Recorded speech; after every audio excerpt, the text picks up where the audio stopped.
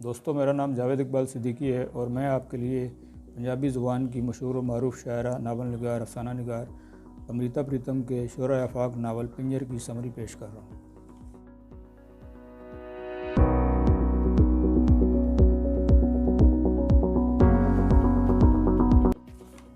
अमृता प्रीतम तकसीम हिंद से कबल 1919 में पाकिस्तान के शहर गुजरांवाला में एक सिख घराने में पैदा हुई।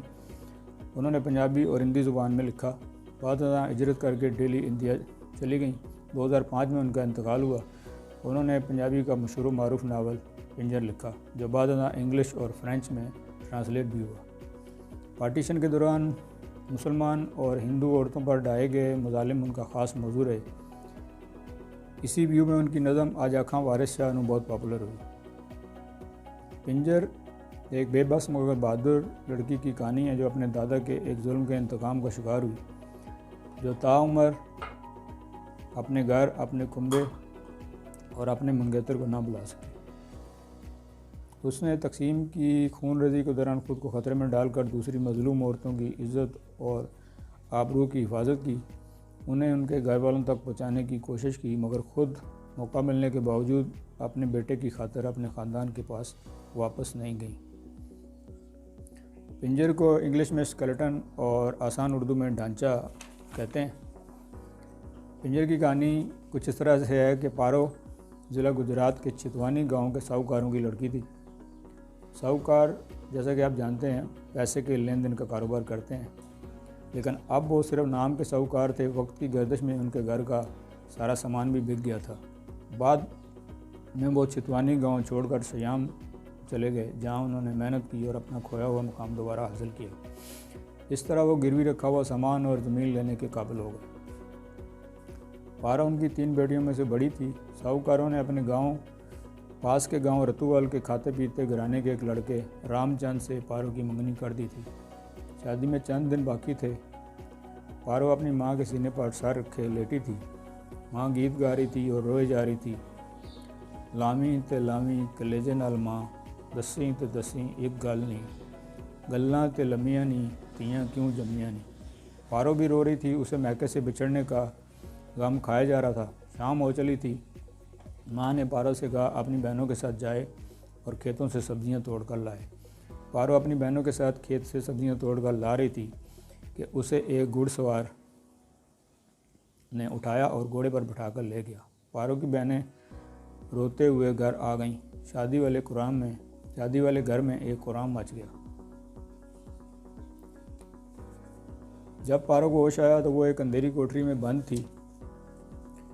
बचपन में सहेलियों से उसने सुन रखा था कि रीछ के बारे में सुन रखा था कि उसे अगर कोई लड़की पसंद आ जाए तो वो उसे उठाकर ले जाता है और उस पर बहुत तशद्दुद करता है और मारता है। वो समझी कि उसे रीछ ने उठा लिया है और अब वो उसे बंद करके रखेगा।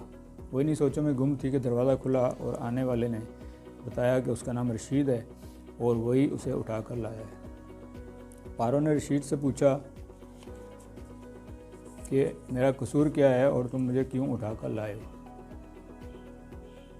रशीद ने बताया कि उसका ख़ानदान शेखों का ख़ानदान कहलाता है और बहुत अरसा कबल मेरे दादा ने किसी ज़रूरत के तहत अपनी कुछ ज़मीन गिरवी रख कर तुम्हारे दादा से कुछ रकम उधार ली थी, जिसका वो सूद बाकायदगी से अदा करते थे, लेकिन बावजूद कोशिश के असल रकम लौटा ना सके, जिस पर तुम्हारे चचा मेरे चचा को ताने देते थे। एक दफ़ा तो उन्होंने हद कर दी। मेरी फूफी को रास्ते में रोक कर तंग करना शुरू कर दिया। फूफी ने घर में आकर बताया तो मेरे चचा और वालिद दोनों तुम्हारे दादा के पास शिकायत लेकर गए। तुम्हारे दादा गांव के सरपंच भी थे। उन्होंने फ़ैसला किया कि क्योंकि मेरी फूफी ने तुम्हारे चचा पर बेजा इल्ज़ाम लगाया है, लिहाजा वो 3 दिन तक तुम्हारे चचा के पास रहेंगी। तुम्हारे चचा फूफी को उठाकर ले गए, जिस पर मेरे चचा ने कुएं में कूद कर खुदकुशी कर ली और अब्बा सदमे से इंतकाल कर गए। उसके बाद फूफी ज़हनी तवाज़ुन खो बैठी और अब तक पागल घूमती है। बाद अज़ां मुझे मेरे ताया ने पाला।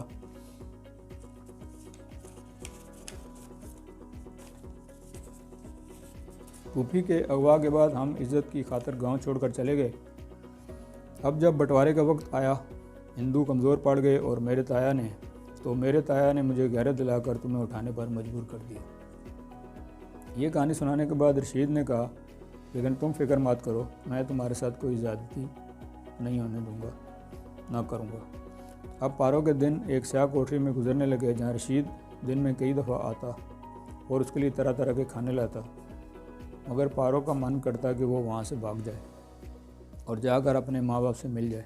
उसने देखा रशीद एक अच्छा इंसान है। उसने रशीद से कहा कि वो उसे उसके घर छोड़ आए। इस पर रशीद ने कहा, ले तू चली हो गई है, वो अब तेरे लिए मर गए हैं, अगर तुम जाओगी तो वो तुम्हें घर में नहीं रखेंगे। लेकिन ये बात पारो की समझ में नहीं आती थी। एक दिन जब रशीद गहरी नींद सो रहा था, पारो मौका देखकर दरवाज़ा खोलकर भाग निकली। रात का वक्त था। वो अंदाजे से दौड़ने लगी। खौफ के मारे उसका बुरा हाल था। कई दफ़ा रास्ते में गिरते पड़ते आखिरकार उसने अपने घर का दरवाज़ा जा खटखटाया। माँ और बाप दोनों ने दरवाज़ा खोला। वो माँ की छाती से इस तरह चिपक गई जैसे टूटी हुई आंतें दोबारा जुड़ जाएं। वो माँ के जिस्म का एक हिस्सा बन जाए और फिर उसे कोई अलग ना कर सके। मगर उसके बाप ने कहा, बेटी तू वापस जा, तेरा धर्म गया, तेरा जन्म गया, अब तुझसे कौन शादी करेगा। बाप की बात सुनकर पारो को रशीद की बात याद आ गई जो कह रहा था, पारो ये समझ तू उनके लिए मर गई। पारो के लिए अब सिर्फ मौत का रास्ता खुला था। वो मुर्दा कदमों के साथ रशीद के घर वापस आ गई। कुछ दिन बाद रशीद एक मौलवी और 2-3 आदमियों को साथ लेकर आया। उन्होंने पारो के साथ रशीद का निकाह पढ़वाया और उसका नाम हमीदा रखा। कुछ दिनों बाद रशीद ने उसके बाजू पर उसका नाम हमीदा खुदवा दिया। उस ज़माने में यही दस्तूर था। लेकिन हमीदा अक्सर सोचती कि असल में वो ना हमीदा है ना पारो है, वो सिर्फ एक पिंजर है जिसका ना कोई रूप है ना नाम। 5-6 महीने ही गुजरे थे कि एक दिन जब रशीद घर में दाखिल हुआ तो पारो को उदास देखकर पूछने लगा, क्या बात है, तुम उदास क्यों? ना तुम घर से निकलती हो और ना किसी से मिलती हो। इस पर पारो कहने लगी, मेरी आंतों को कोई काट रहा है, मैं कहाँ जाऊँ, ना मेरा कोई संगी है ना साथी। रशीद ने कहा, अब तू मालकन है और चंद दिन में तेरे आंगन में एक बच्चा खेलने वाला है, तू अब उदास होना छोड़ दे। रशीद पारो के लिए बुटेर भूनने लगा। रशीद पारो से बहुत प्यार करता था। जब पारो को पेन शुरू हुए और दाई ने पारो को नरम नरम पलंग से उतार कर खुर्दी ज़मीन पर दरी बिछाकर लिटा दिया तो रशीद ने दुआ की कि पारो के सारे नहीं तो आधे पेन मुझे मिल जाएं। फिर खामोशी छा गई। रशीद ने घबरा कर आवाज़ दी तो दाई ने उसे अंदर बुलाया। उसने देखा कि रशीद के सफ़ेद आंचल में उसका और पारो का बेटा लेटा हुआ अंगूठा चूस रहा है। पारो हमीदा बन गई थी, मगर रात को अब भी सहेलियाँ उसके ख्वाब में आती और उसे पारो ही पुकारती। वो रात में पारो थी मगर दिन में हमीदा बन जाती। पारो सूखती जा रही थी। घर में सब कुछ था, भैंसें, दूध, दही, मक्खन। पारो घर के सारे कामकाज करती, बच्चे को प्यार करती, मगर रशीद से नफरत करती थी। रशीद का दिल जल जल जाता था। इसी परेशानी में रशीद को बुखार हो गया। कई दिन हो गए, बुखार नहीं उतरा। रशीद बुखार में बेहोश पड़ा था। वो एक ही बात बोलता जा रहा था, पारो मेरा गुनाह माफ़ कर दे, मुझे बख्श दे। पारो सब काम छोड़ कर रशीद की खिदमत में लग गई। उसके पैर दबाती, दवा देती, माथे पर पट्टियाँ रखती। इस दौरान वो अपना आप भी भूल गई। रशीद बेहोशी में कह रहा था, पारो मैं जा रहा हूँ, मेरी रूह निकल रही है। पारो रोने लगी। उसके आंसू बहकर रशीद के गर्म माथे पर गिरने लगे। पारो रशीद को पट्टियाँ रखते रखते सो गई। उधर रशीद का बुखार कुछ कम हुआ। उसकी आंखें खुली तो पारो के हाथ में गीला कपड़ा और पास पड़े हुए पानी के बर्तन से उसे अंदाज़ा हो गया कि पारो ने उसकी कितनी खिदमत की है। वो सब कुछ भूल कर पारो की खिदमत में खो गया। पारो का दिल बहुत नरम था। किसी को तकलीफ़ या मुसीबत में देखकर वो बहुत परेशान होती। एक दफ़ा गांव में एक पगली आ गई। वो नंग दड़ंग गाँव में घूमती, कभी औरतों से शलवार कभी कमीज़ पहना देती जिसे वो फाड़ देती। कुछ अर्सा ऐसे ही गुजरा कि औरतों ने देखा कि पगली का पेट बढ़ना शुरू हो गया। औरतों की नज़रें शर्म से झुक गईं। कौन ऐसा बेगैरत मर्द था जिसने एक बेहोश दुनिया और माफिया से बेखबर महज गोश्त के लोथड़े को भी ना छोड़ा। फिर दिन गुजरते गए। एक दिन पारो सुबह जब खेतों में जा रही थी तो उसने देखा कि पगली मरी पड़ी है और उसके पास जिंदा बच्चा पड़ा है। वो भागम भाग रशीद को बुला लाई। रशीद ने चाकू से बच्चे की नाल काटी। पारो उसे अपने घर में ले आई। उसका अपना बच्चा 2.5 साल का था। उसके बावजूद पारो ने उसे दूध पिलाना शुरू कर दिया। बच्चा बड़ा होने लगा कि गांव में चेम गोइयाँ शुरू हो गईं। गांव वाले कहने लगे पगली हिंदू थी, उसका बच्चा भी हिंदू है और एक मुसलमान के घर में पल रहा है। सारे हिंदू इकट्ठे होकर रशीद के पास आ गए और कहा कि बच्चा उनके हवाले करो। रशीद ने ना चाहते हुए भी बच्चा हिंदुओं के हवाले कर दिया। तीसरे या चौथे दिन वो बच्चे को लेकर वापस आ गए और पारो के हवाले करके चले गए। बच्चा इंतहाई लागर और कमज़ोर था। एक दिन गांव की एक गली में पारो को एक मासूम सी लड़की मिल गई जो पानी की गागर उठाए जा रही थी। उसका नाम कम्मो था। वो एक हिंदू लड़की थी जिसे एक मुसलमान औरत ने अपनी नौकरानी बनाकर रखा था। पारो इस नर्म और नाजुक सी बच्ची को घर में बुलाती, उसकी खिदमत करती, उसे अच्छा खाने को देती ताकि उसके जिस्म में कुछ ताकत आए और वो बुढ़िया के काम करने के काबिल हो सके। अगरचे पारो अब अमीदा थी और एक हिंदू लड़की के हाथ लगाने से उसके बर्तन नापाक होते थे। रशीद भी ये सब देखते हुए पारो की खुशी की खातिर कुछ नहीं बोलता था। एक दफ़ा पारो ससुराल के गांव रतूवाल गई। वहाँ उसने अपने मंगेतर रामचंद को देख लिया। उसका दिल चाहा कि वो उसे बताए कि वो वही पारो है जिसे उसने डोली में बिठाकर ले जाना था, मगर वो कुछ न बोली। फिर एक दिन उसे रशीद ने बताया कि उसकी सारी फसल को किसी ने आग लगा दी और लोग कह रहे हैं कि वो तेरा भाई था। पारो को फसल के तबाह होने का दुख भी हुआ, लेकिन उसने सोचा कि किसी तरह वो अपने भाई को देख लेती जो अब जवान हो गया होगा और बदले की आग में जल रहा होगा। इसी आग की एक चिंगारी फसल को लग गई तो इसमें उसके भाई का क्या कसूर।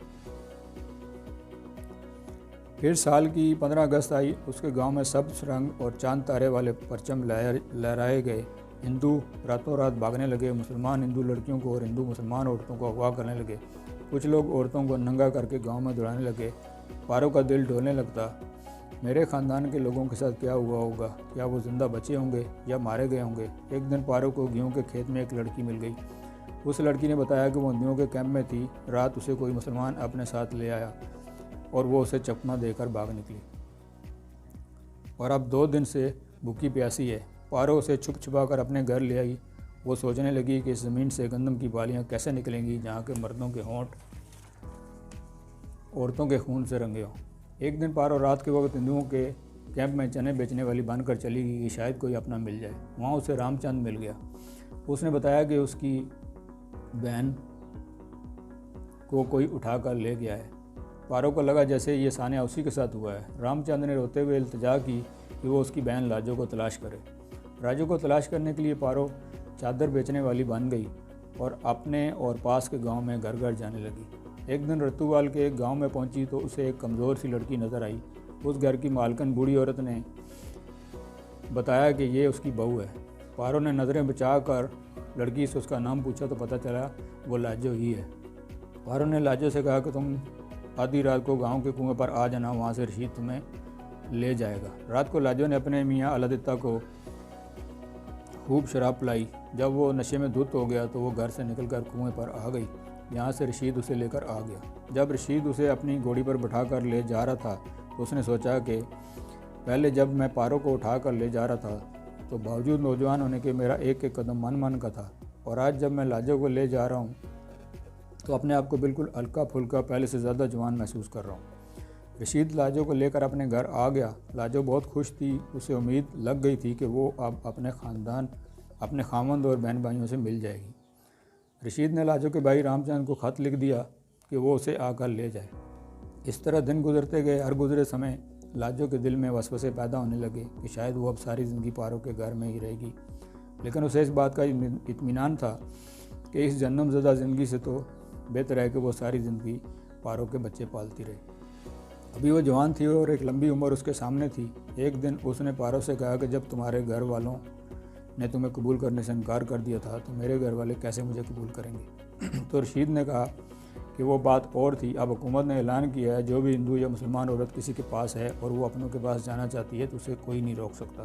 फिर एक दिन रशीद कुछ उदास घर में दाखिल हुआ। रशीद का उतरा चेहरा देख कर पारो और लाजो को पाँव तले से ज़मीन निकलती हुई महसूस हुई। उन्होंने समझा कि अलादित्ता को लाजो का पता चल गया है और वो उसे लेने आया है, मगर जब रशीद ने बताया कि रामचंद लाजो को लेने आ गया है उसके साथ कुछ हिंदुस्तानी और पाकिस्तानी पुलिस के सिपाही हैं और वो दोनों तरफ की अगवा होने वाली लड़कियों का पता कर रहे हैं। लेकिन रशीद ने उनसे कहा है कि वो लाहौर चले जाएं, वो लाजो को लेकर खुद आ जाएगा। रशीद ने रामचंद से कहा कि पारो के भाई को भी बुला लो ताकि वो उसे भी देख ले।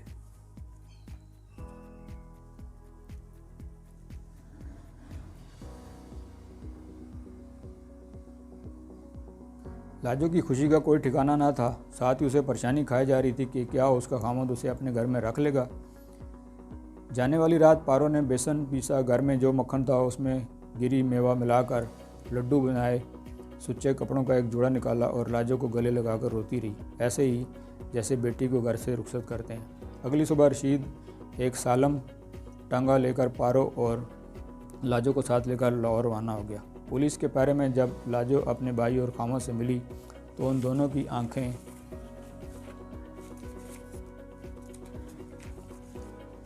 झुकी हुई थी। होनी के इस टूटे हुए पहाड़ की वजह से किसी के पास पूछने और कहने के लिए कुछ ना था। सबकी आंखें अशक बार थीं। खुदा के लिए कभी भूल कर भी लाजो की नाकदरी ना करना, आखिर पारो कहने लगी। पारो हमें शर्मिंदा ना कर, लाजो के भाई ने कहा। लाजो के खामन का मुंह झुका हुआ था। आज ना सिर्फ उसे अपनी खोई हुई बीवी मिल गई थी, बल्कि मौत से पहले अपनी बहन से भी उसकी मुलाकात हो गई थी। रामचंद ने रशीद के गले लगकर उसका शुक्रिया अदा किया। फिर एक आवाज़ आई, हिंदुस्तान जाने वाले हिंदू एक तरफ हो जाएं। पारो ने बेसन के लड्डू और सुच्चे कपड़ों का जोड़ा लाजो के हाथ में दिया और लाजो को गले लगाया। पारो का भाई, जिसने मजबूती से पारो का हाथ थाम रखा था, कहने लगा, पारो मेरी बात सुन। पारो उसकी बात समझ गई थी। आज वो वापस जा सकती थी लाजो की तरह। पारो के आंसू उमड़ आए। उसने भाई से हाथ छुड़ाया और रशीद के पास जाकर अपने बेटे को सीने से लगा लिया और अपने भाई से कहने लगी, चाहे कोई हिंदू लड़की है या मुसलमान, जो भी लड़की अपने ठिकाने पर वापस पहुंच रही है, समझो उसके साथ पारो की रूह भी ठिकाने पर पहुंच रही है। पारो ने आंखें बंद करके दिल्ली में अपने ख्वाबों के शहजादे रामचंद को आखिरी प्रणाम किया। लारी चल दी और खाली सड़क पर गर्द उड़ने लगी। दोस्तों, उर्दू और अदब से लगाव रखने वालों के लिए ये मेरी एक अदना काविश है, जिसका मकसद आपको उर्दू के शोरा आफाक, नावल, अफसानों और कहानियों से रोशनास कराना और उनकी समरी सुनाकर आपको किताब खरीदने और पढ़ने पर आमादा करना है। क्योंकि सिर्फ तारुफ काफ़ी नहीं है, किताब पढ़ने से ही अदीब का नुक्ता नज़र और उर्दू अदब की चाशनी का मज़ा आता है। उम्मीद है आप नावल पिंजर ज़रूर पढ़ेंगे। खुदा हाफ़िज़।